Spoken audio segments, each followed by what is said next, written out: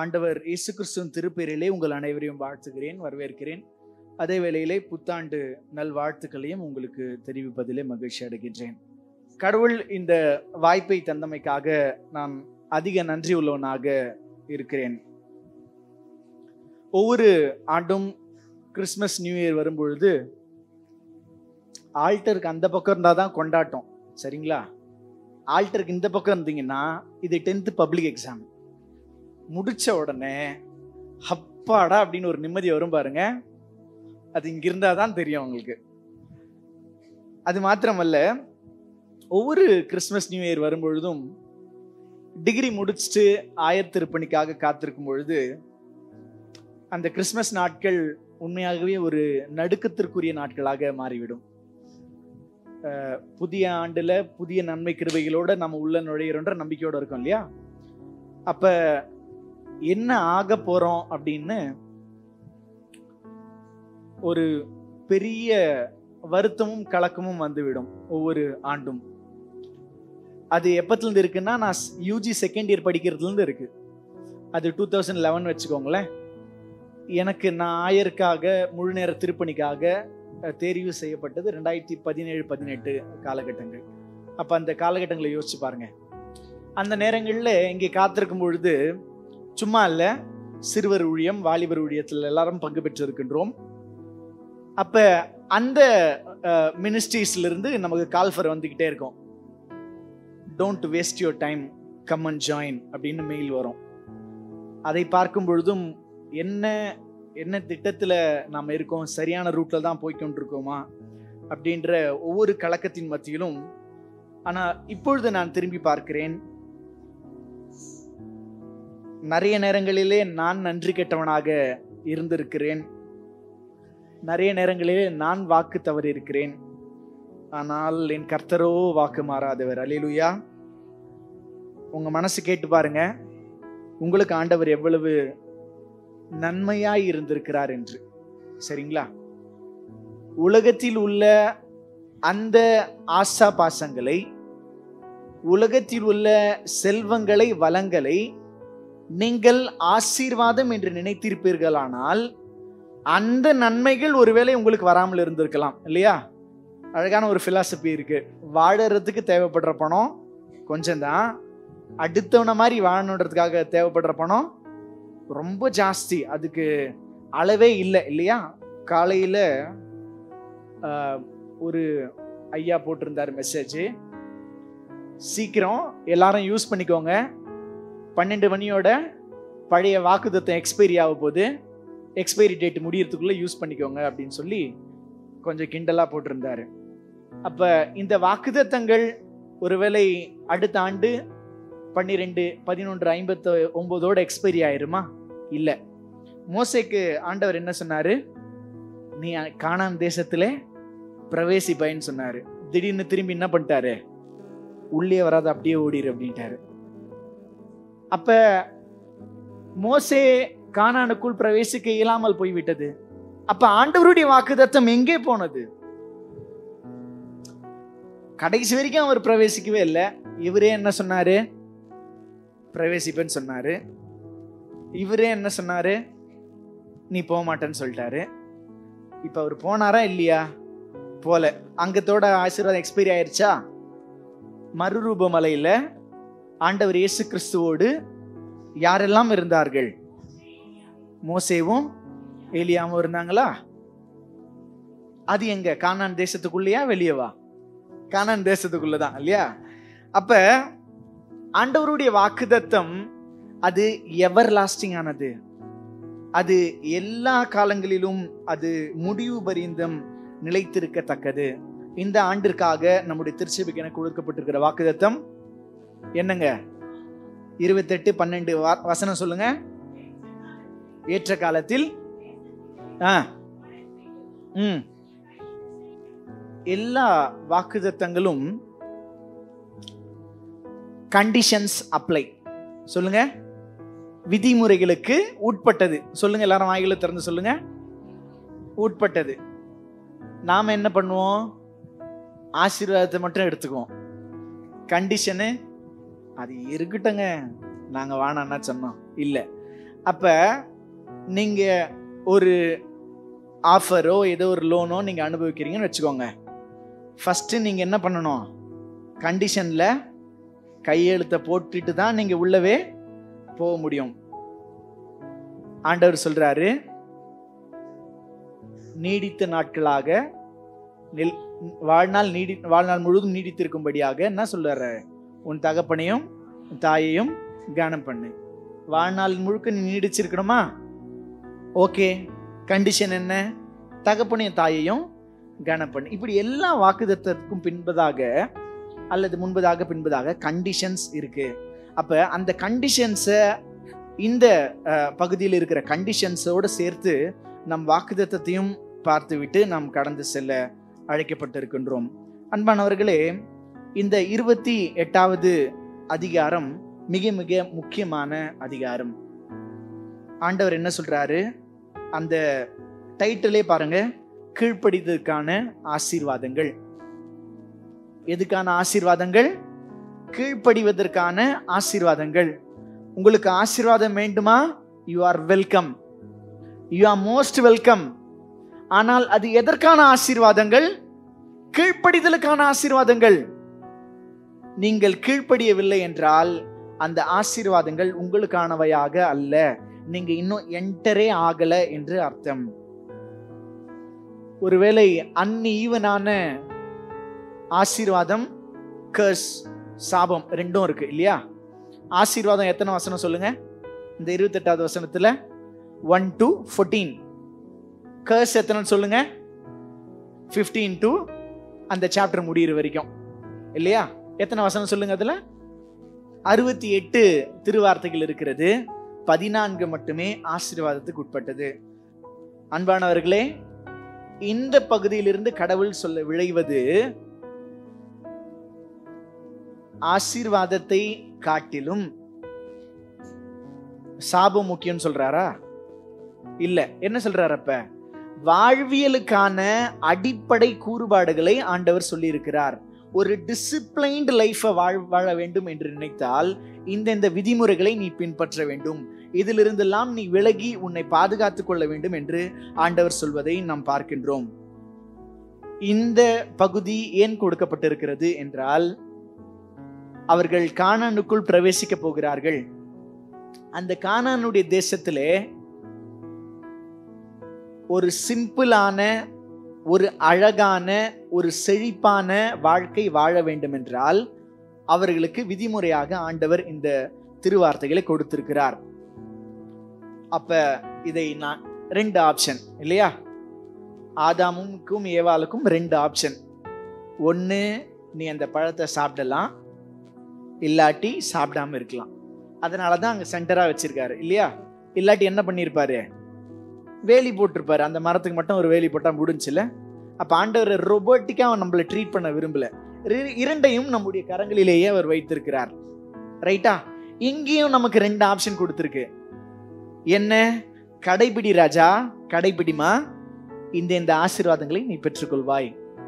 கடைபிடிக்கலையா, இந்த கர்ஸ் உன்னுடைய வாழ்க்கையில வருவதற்கு நீயே உன்னை ஆயத்தப்படுத்தி கொண்டிருக்கிறாய் என்று அர்த்தம் என்பதாக நாம் புரிந்து கொள்ள அழைக்கப்படுகிறோம். குறிப்பாக இந்த வார்த்தைகள் எதற்கு என்றால், தங்களுடைய மூதாதையர்கள் செய்த தவறுகளிலிருந்து அவர்கள் பிரிகாஷனா இருக்கணும் என்பதற்காக, முன்னெச்சரியாக இருக்கணும் என்பதற்காக இந்த அதிகாரத்தில் இந்த கட்டளைகள் கொடுக்கப்பட்டிருக்கிறது. முதலாவது எதுக்கு கொடுத்திருக்கிறார் இந்த வசனங்கள்? இந்த ஆசீர்வாதம் சாபத்துக்குரிய இன்ஸ்ட்ரக்ஷன், நாம முன்னெச்சரிக்கையாக இருக்க வேண்டும் என்று. இரண்டாவதாக, ஆண்டவர் 10 வாதைகளை கொண்டு எகிப்திய மக்களை வாதிட்டார் இல்லையா? முதலாவது வாதை என்ன?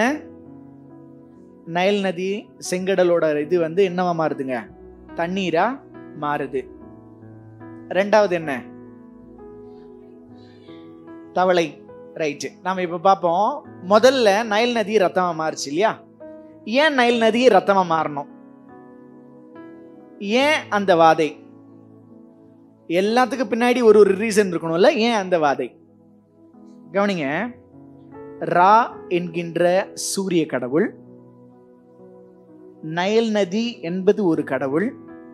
இவர்கள் இருவருக்கும் பிறந்த குழந்தை, அதாவது தெய்வ குழந்தை பார்வோன் என்பதாக அவர்கள் நம்பினார்கள். ரைட்டா? ரா என்கின்ற சூரிய கடவுளுக்கும் நைல் நதி என்கின்ற கடவுளுக்கும், நைல் நதியும் ஒரு தெய்வம் அவங்களுக்கு இல்லையா, தெய்வத்துக்கும் பிறந்த குழந்தை யாராம்? பார்வோன்.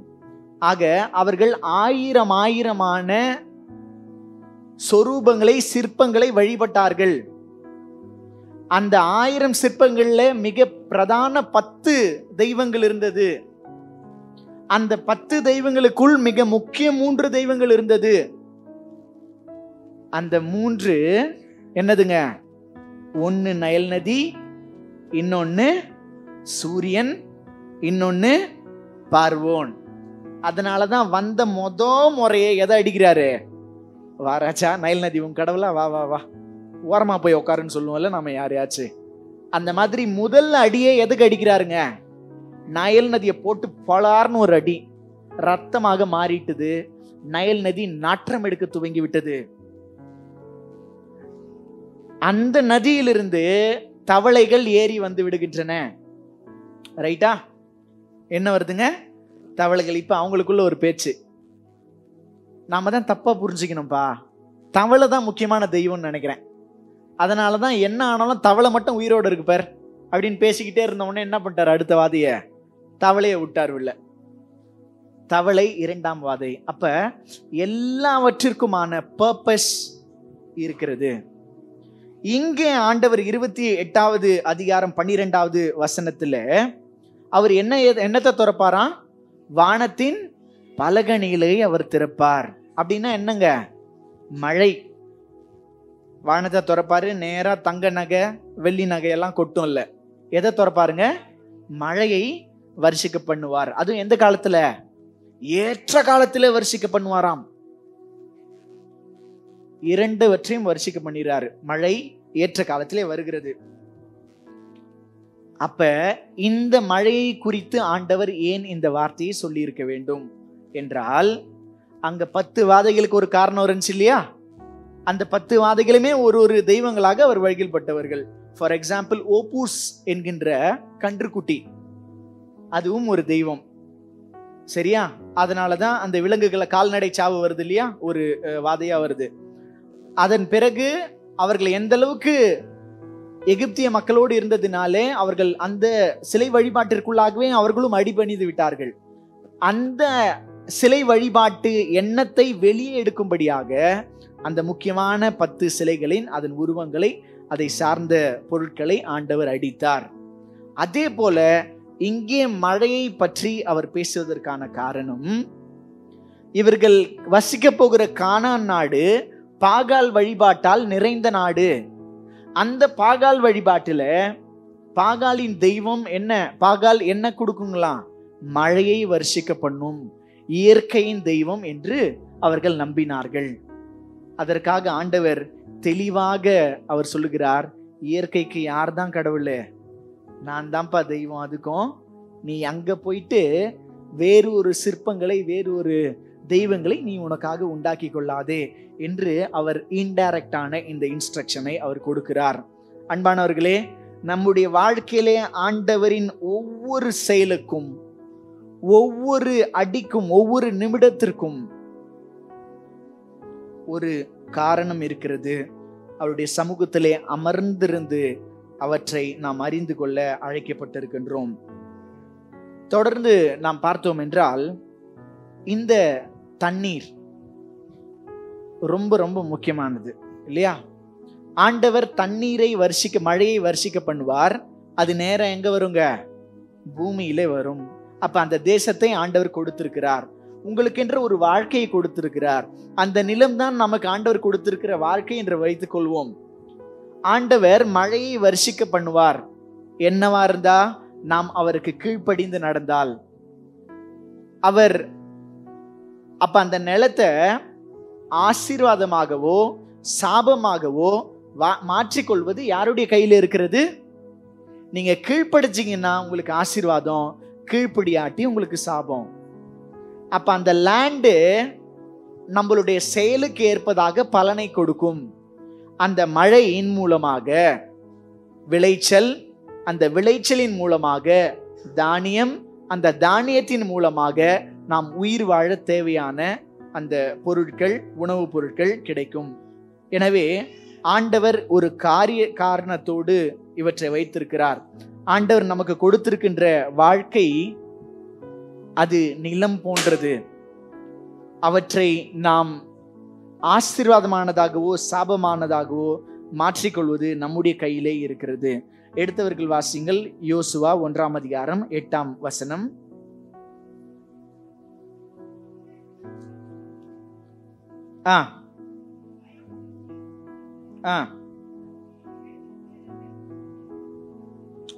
ஓகே, இப்ப ஆண்டவர் இந்த நல்வாழ்வு, இந்த செழிப்பான ஒரு வாழ்க்கை அது எப்படி கிடைக்கும் என்று யோசுவாவிற்கு சொல்லுகிறார். எப்படி கிடைக்குமா சொல்லுங்க? அந்த திருச்சட்ட நூலை உன் முன்னின்று அகற்றாதே. அந்த வேதத்தை உங்களுடைய வாழ்க்கையிலிருந்து அகற்றி விடாதீர்கள். அந்த வேதம் எப்பொழுதும் நம் முன்பதாக இருக்க வேண்டும். அடுத்தது, இரவும் பகலும் அதனை தியானம் செய்து இதில் எழுதியுள்ள அனைத்தையும் கடைபிடிப்பதில் கவனமாய் இரு. இதை என்ன பண்ணணும்? நாம நம்முடைய முன்னின்று அகற்றக்கூடாது. அடுத்தது நாம என்ன பண்ணணும்? அவற்றை தியானம் செய்ய வேண்டும். அடுத்தது, எழுதியுள்ள அனைத்தையும் கடைபிடிப்பதில் கவனமாய் இருக்க வேண்டும். கண்டிஷன் சப்ளை சொன்ன இல்லையா? இங்க 3 கண்டிஷன்ஸ் இருக்கு. என்ன சொல்லுங்க? அவற்றை நம் முன்னின்று அகற்றி விடாமல் இருக்க வேண்டும், தியானம் செய்ய வேண்டும், கடைபிடிப்பதில் கவனமாய் இருக்க வேண்டும். அப்பொழுதுதான் நீ செல்லும் இடமெல்லாம் நலம் பெறுவாய், வெற்றி காண்பாய். அப்ப இங்க யூஸ் பண்ற இந்த உபாகமும் 28:12 நாம் வாசித்த அதே வசனத்தின் தொடர்ச்சி, அதே இன்ஸ்ட்ரக்ஷன் யோசுவாவுக்கு ஆண்டவர் கொடுக்கிறாரு. நீ நலம் பெற வேண்டும் என்றால் வேதத்தை மறந்து விடாமல் அதை காத்துக்கொள் என்று அவர் சொல்லுகிறார். அடுத்தது, இந்த மழை எதை கொடுக்கும் என்றால், எதை கொடுக்கும்? விளைச்சலை கொடுக்கும் என்று நாம் பார்த்தோம். ஃபர்டிலிட்டி, அந்த கனி தருகின்ற அந்த ஒரு செயலை அது கொடுக்கும் அந்த மழை. அப்படி ஆண்டவர் கனி தருகின்ற வாழ்க்கையை நமக்கு தரும்படியாக நாம் அவரை நோக்கி நாம் இறை வேண்டுதல் செய்வோம். அடுத்ததாக நாம் பார்த்தோம் என்றால், ஏன் இந்த கீழ்ப்படிதல் நாம் பார்த்தோம். 28வது அதிகாரம் கீழ்ப்படிதலுக்கான அதிகாரம். அந்த கீழ்ப்படிதலை குறித்து நாம் பார்த்தோம் என்றால், ரோமர் 16ஆம் அதிகாரம் 19வது வசனம் வாசிங்க.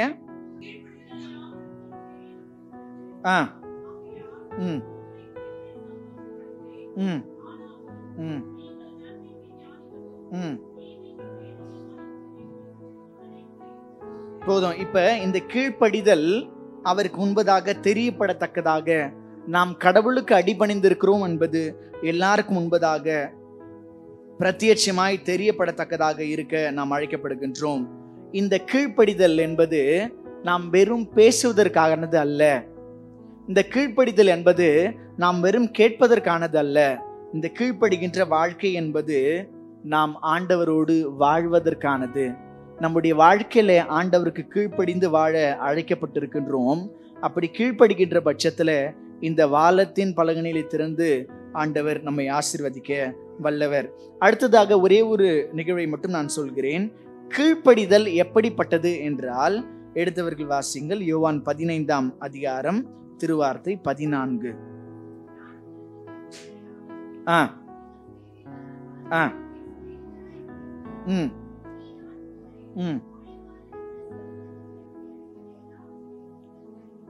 இப்ப இந்த கீழ்ப்படிவது என்னவா ஆக்குது நம்மள சொல்லுங்க? ஆண்டவர் இயேசு கிறிஸ்துவுக்கு சிநேகிதராய் ஆக்குகிறது. அப்ப கடவுளுக்கு கீழ்ப்படிதல் செழிப்பான வாழ்க்கையை நமக்கு கொடுக்கிறது. அடுத்ததாக கடவுளுக்கு கீழ்ப்படிதல் அவருக்கு நண்பராக நம்மை மாற்றுகிறது. கடவுளுக்கு கீழ்ப்படிந்து நடப்பது நம் தலைமேல் விழுந்த கடமையாக இருக்கிறது. அன்பானவர்களே, do you want to become a friend of Jesus Christ? ஆண்டவருக்கு நண்பராக ஆக விரும்புகிறீர்களா? ஆண்டவருக்கு நண்பராக தோழராக ஆக வேண்டுமா? அவருடைய கட்டளைக்கு கீழ்ப்படியுங்கள். அல்லேலூயா. கட்டளைக்கு கீழ்ப்படிந்து நடங்கள். நாம் ஆண்டவருக்கு அன்பானவர்களாக, சீடராக, நண்பர்களாக, தோழராக நாம் ஆக கடவுள் நமக்கு வாய்ப்பை அளித்திருக்கிறார். நிறைவாக நாம் வாசிக்க கேட்ட இந்த நற்செய்தி பகுதியிலே லூக்கா 16 அந்த பேசேஜை நீங்க எல்லாரும் எடுத்துக்கோங்க. அந்த வார்த்தை 6வது வசனத்துல, ஒருவர் தம் திராட்சை தோட்டத்தில் என்ன நட்டு வச்சாருங்களா? அந்த அந்த வார்த்தையை பாருங்க எல்லாரும். என்ன நட்டு வச்சாராம்? ஸ்பெல்லிங் மிஸ்டேக்கா இல்லை என்னன்னு பாருங்க. திராட்சை தோட்டத்தில் திராட்சை மரம் தானே நடணும். இவர் என்ன மரத்தை நட்டு வச்சிருக்காரு? பைபிள் தப்பா இருக்காதுல, காரணத்தோட தான் இருக்கும். ஏன் அத்தி மரம் சொல்லுங்க? யாரா இவன் கேள்வியா கேட்டுக்கிட்டு இருக்கான்? அன்பார்ச்சுனேட்லி நான் பிசிக்ஸ் டீச்சரு, ஒரு வருஷம் ஆயிருக்கு கிடைக்கிறதுக்கு முன்பதாக. பண்ணாத வேலையே இல்லை, போட்டோகிராஃபரா இருந்திருக்கேன், எல்லாமே ஈவெண்ட் மேனேஜர் எல்லாமே. யாராச்சும் என்ன கவனிக்கலன்னு வச்சுக்கோங்க, நான் என்ன திரும்ப பண்ணுவேன்? நிறுத்திடுவேன். நிறுத்திட்டு அவங்களையே பார்ப்பேன். அவங்க சுதாரிச்சவனே என்ன பார்ப்பாங்க. ஏன்ச்சு நிக்கணும். எங்க போயிட்டு வந்தீங்கன்னு கேட்பேன். பிசிக்கலா இல்ல, மென்டலா இல்லையா? இப்ப என்ன கவனிக்கலன்னா அவங்க என்ன அர்த்தம்? எங்கேயோ போயிட்டு வந்தாங்கன்னு அர்த்தம்ல. இப்ப நான் கேட்பேன், எங்க போயிட்டு வந்தீங்க? அவங்க பதில் சொல்லணும்.